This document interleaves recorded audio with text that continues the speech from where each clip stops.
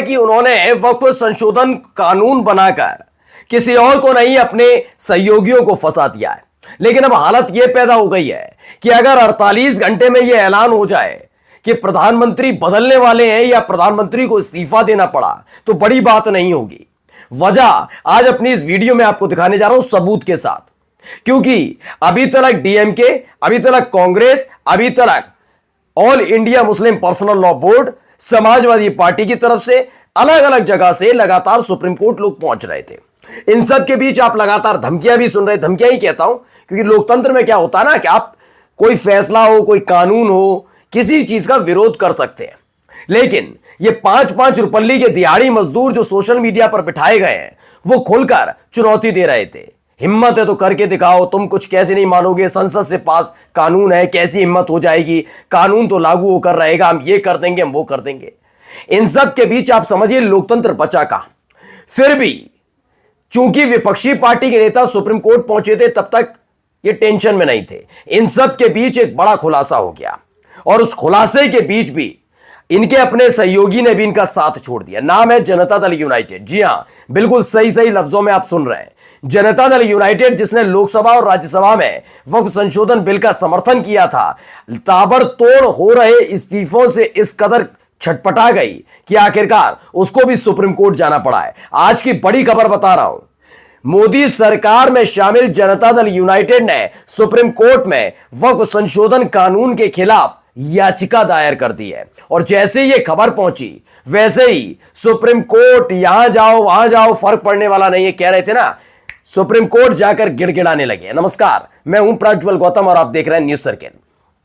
पहले एक खबर दिखाने जा रहा हूं। यह खबर आपको बताएगी कि जो अभी पिछले साल 240 सीटें आने के बाद भी प्रधानमंत्री बने थे, उनको लगा था रिकॉर्ड तोड़ना है। देखिए, मैं बार बार कहता हूं, रिकॉर्ड तोड़ने के लिए आते हैं, ये नहीं रिकॉर्ड तोड़ना है। हम नोट बदलेंगे, हम जीएसटी लागू करेंगे, हम ये करते, अब हर चीज पर इनको बैकफुट पर आना पड़ता है।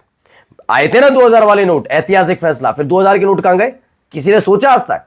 वो भी ऐतिहासिक फैसला था, 2000 के नोट की छपाई बंद। सोचिए, यह सरकार है, अंट शंट कहीं पर भी कुछ भी कर देना, यह काम है इनका। और क्योंकि इतिहास रचना, याद रखा जाएगा कि एक प्रधानमंत्री ऐसा आया जिसने दुनिया को देश को लाइन में लगाया, और उसके बाद 6 से 7 साल बाद उसी आदमी ने वही नोट वापस ले लिए, क्योंकि उससे भ्रष्टाचार दोगुनी रफ्तार से बढ़ रहा था। अब क्या हुआ है, अब यही ऐसा एक मसला निकलकर सामने आया है। मसला क्या है, पहले मैं आपको दिखा देता हूं। देखिए, यह खबर निकलकर आई है, जेडीयू में उठी एक और बगावत की आवाज। यह खबर सलाम टीवी की है। परवेज सिद्दीकी वक्फ बिल के खिलाफ पहुंची अदालत। परवेज सिद्दीकी कौन है, जरा मैं अभी आपको बताऊंगा। दरअसल ये बहुत, परवेज सिद्दीकी पहुंच गए सुप्रीम कोर्ट में, दायर की है अर्जी, ये सुप्रीम कोर्ट पहुंचे और जनता दल यूनाइटेड में इस वक्त है। अब आप ये समझ लीजिए, क्या बिना नीतीश कुमार की शय के पहुंच सकते हैं? अगर ऐसा है, मैं मान भी लेता हूं, इन्होंने बगावत कर दी जेडीयू से, यही मानूंगा ना, चलिए मान लिया, तो फिर अभी तक नीतीश कुमार ने ऐलान क्यों नहीं किया परवेज सिद्दीकी से हमारा कोई लेना देना नहीं है? क्यों नहीं किया? जानते क्यों? क्योंकि नीतीश कुमार जानते हैं कि उन्होंने लोकसभा में और राज्यसभा में जो इस बिल का समर्थन किया, उन्होंने अपने पैर पर कुल्हाड़ी मार लिया। क्योंकि भारतीय जनता पार्टी को लेना देना नहीं है कि मुसलमानों के वोट चाहिए नहीं चाहिए। क्यों नहीं चाहिए? क्योंकि मालूम है नहीं देते, क्योंकि इनके नेताओं की हरकतें ऐसी हैं। मदरसे बंद कर दो, हिजाब वाली बच्चियों से बदतमीजी करना, दाढ़ी नोचते जो हैं बदतमीज मुसलमानों के, उनको समर्थन करना, उन्हें सहयोग करना, गुंडों को, लंपटों को संरक्षण देना, मस्जिद के बाहर खड़े होकर जो गुंडई करते हैं उन्हें समर्थन देना। तो इसलिए बीजेपी को वोट मिलता नहीं है, उन्हें जरूरत, वो कहते हैं हमें जरूरत भी नहीं। कई नेताओं को आपने सुना भी होगा, हमें मुसलमानों की वोटों की जरूरत नहीं है। तब भी बेगैरत है कुछ ऐसे जो खुद अपने आप को कहते हैं हम बीजेपी के नेता हैं।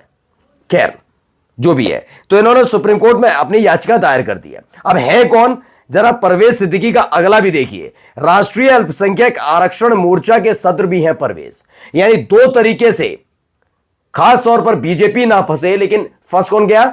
जनता दल यूनाइटेड। राष्ट्रीय अल्पसंख्यक आरक्षण मोर्चा के सदर भी हैं, दूसरे जेडीयू के नेता भी हैं। नीतीश कुमार की हिम्मत नहीं हो पा रही राष्ट्रीय अल्पसंख्यक आरक्षण मोर्चा के सदर को अपनी पार्टी से निकालें, और यह भी नहीं हिम्मत हो पा रही कि उससे ये कहते हैं कि सरकार से आप समर्थन वापस लें। सरकार से समर्थन वापस हो सकता है क्योंकि जैसे ही याचिका पहुंचती है, अब तक जितनी याचिका पहुंची सबको लेकर यह कहा जा रहा था फैसला हमारे समर्थन में आएगा, हमारे पक्ष में आएगा। ये कोई और नहीं, बीजेपी के नेता कह रहे थे। मुसलमानों को चेता रहे थे, चुनौती दे रहे थे। लेकिन अब देखिए, इसी बीच एक खबर आती है, भारत का राजपत्र द गजट ऑफ इंडिया, इसमें बताया गया कि 8 तारीख से यानी 8 अप्रैल से देश में वक्फ संशोधन कानून लागू हो गया, जिस पर राष्ट्रपति ने हस्ताक्षर किए थे। यह जल्दबाजी में लागू हो गया और उसके फौरन बाद ही जनता दल यूनाइटेड के नेताजी पहुंच गए सुप्रीम कोर्ट। इन्होंने कह दिया भाई हम तो इसे गलत मानते हैं। अब ये बुरी तरह फंस गए। अब आप कहेंगे फंस क्यों गए, ये तो पास हो गया, आप क्या कर पाएंगे नीतीश कुमार? तो नीतीश कुमार ये ना कर पाए, समर्थन वापस लिया ना, क्योंकि बिहार में चुनाव है तो हालत खराब हो जाएगी। प्रधानमंत्री साहब जो तीसरी बार पूरा कार्यकाल करने की सोच रहे हैं ना, कर नहीं पाएंगे, यह बात हकीकत है। इसीलिए इन्होंने क्या किया, जैसे ही सुप्रीम कोर्ट पहुंचे तो क्या किया गया, अब देखिए, पढ़िए खबर। वक्फ संशोधन अधिनियम को लेकर केंद्र सरकार ने सुप्रीम कोर्ट में कैविएट दाखिल की है। क्या की? कैविएट दाखिल। अब तक कह रहे थे चले जाओ सुप्रीम कोर्ट, संसद से बड़ा है क्या? संसद ने पारित कर दिया ना, लोकसभा ने कर दिया ना, राज्यसभा ने कर दिया। हम तो संसदीय प्रणाली का निर्वहन कर रहे हैं। राष्ट्रपति के पास गया, उन्होंने साइन कर दिया। हमने क्या गलत किया? ये बार बार ही कह रहे थे। तो फिर अगर यही है तो सुप्रीम कोर्ट जाने की जरूरत क्या? याचिका दायर होती, सुप्रीम कोर्ट में सुनवाई होती, जज साहब सुनते, खारिज कर देते, आपके मुताबिक जुर्माना लगा देते। इन लोगों की हिम्मत नहीं हो पाती जिन्होंने याचिका दायर की है। लेकिन ये जानते हैं इनकी कथनी और करनी में अंतर है। ये सारे के सारे लोग वो हैं जो संसद के अंदर कुछ और बोलते हैं। सोचिए, संसद के अंदर बोला एक एक शब्द, एक एक हर्फ आधिकारिक होता है, लेकिन ये अंट शंट कहानियां सुनाते हैं। इनका बस नहीं चलता, बल्कि बाल नरेंद्र की पुस्तक से मगरमच्छ वाली कहानियां भी वहां सुनाते हैं। इतने झूठे हैं ये। इस देश के गृह मंत्री ने यह साफ साफ लफ्जों में कहा कि जो वक्फ बोर्ड है उसमें गैर मुस्लिम नहीं आएगा। ये वर्ड है अभी चर्चा के दौरान, लेकिन बाद में क्या खबर निकल कर आ रही है, अनिवार्य रूप से एक गैर मुस्लिम को रखना होगा।